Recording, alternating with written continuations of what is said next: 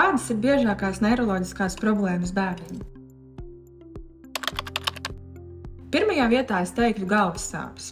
Pastāv daudz un dažāda veida galvas sāpes, taču migrēnas biežāk sastopamās gan bērniem, gan arī pieaugušajiem. Šī patiesībā ir mana mīļa tēma.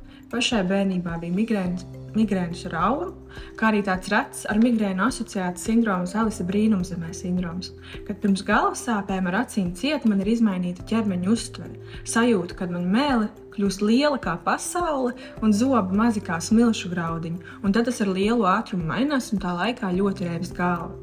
Tāds nu ir mans migrēnas pieredzes stāsts, bet patiesībā šis ir diezgan rets sindroms.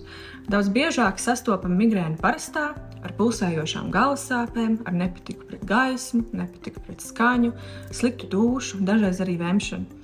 Galvas sāpes pārsvarā ir tik spēcīgas, ka nepieciešams pārtraukt iesākto un vēlme doties pagulēt tumšā istabā. Konsultācijās mana taktika kārtīgi izskatīt ikdienas rutīnu, miega paradumus, diētu, sastādīt ne tikai medikamentoza rakstura rekomendācijas, bet noteikti arī nemedikamentoza.